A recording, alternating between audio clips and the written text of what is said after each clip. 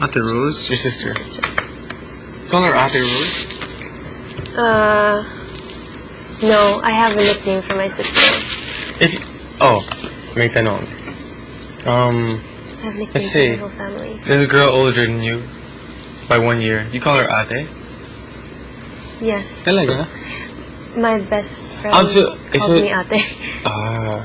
If you called me Kuya, I would be like, not offended, but like, well, I don't want her to call me Kuya. Talaga? Yeah.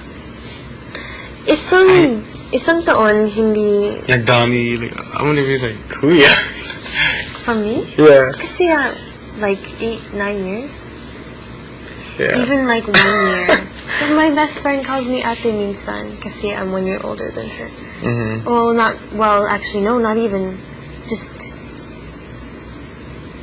Not even a year older than her. Months older. A month older? And you still call her? Or she calls minsan, you? Hindi na yun. Pero noon, kasi natuto siya to call me Ate Riza. Pero ngayon, she calls me Riz. Natuto siya paano Yeah, I wasn't sure sa grammar yan. I don't want to confuse you, so... That's okay. Sinabi ko sa Taglish na lang. Wow, you're doing Taglish na. Yes. Right there. Yeah. So you think it's, what's the proper word for it? Well, can't say it in Tagalog. Never mind. Sabihin mo na lang sa Taglish. Pwede? Parang, it's, kung, That was confessional? oh. Hello, Gladys. Kala ko you're sleeping na. Hi, Ate Gladys. Kala ko you're sleeping na. Galing ako sa confession. You feel better na? Or? No. Kailangan lang i-rest pa. Okay. Tulog na kayo. Good night. Good night. Magandang gabi. Siguro it's the crabs day. No. We're both feeling, well, okay na. Masakit pa yung tiyan mo. Not really, just feels, hindi masyadong masakit. But, kanina, it was hurting more. It's okay now. At saka, we hindi kumain. Ilang beses kumain? Ewan ko sa'yo. Kumain ako. Like talagang food? Ng...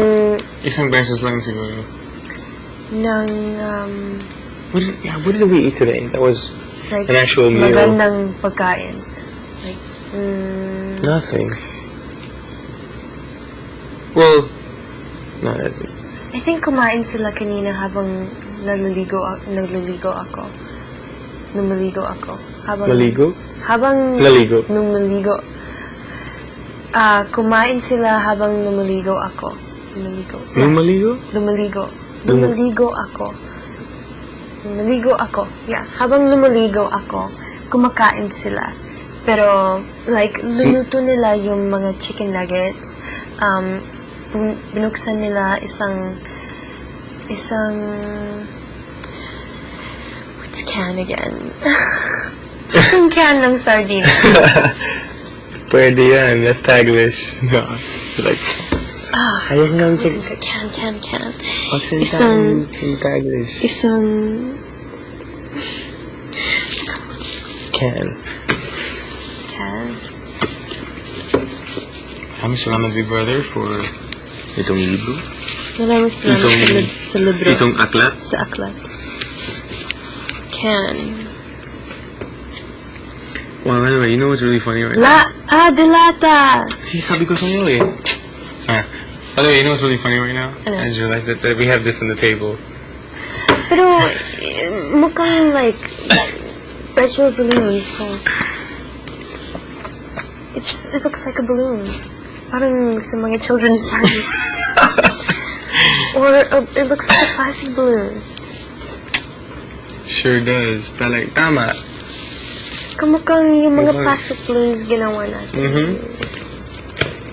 sa lunes. Sige, so ilalagay itong balloon sa kwarto mo mamaya. Sige, kasi it's balloon lang, di ba?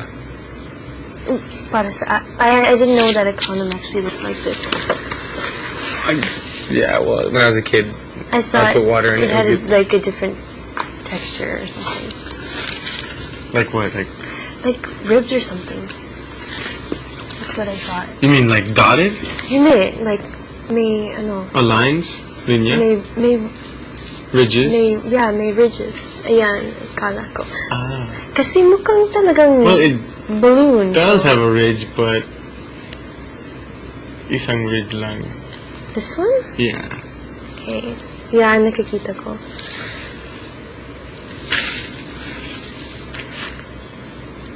It just looks like a regular balloon. And you could just tie a string and it could like fly. Oh my god, you're so funny. Sobrang nakakatawa ka, swear. It's a regular balloon.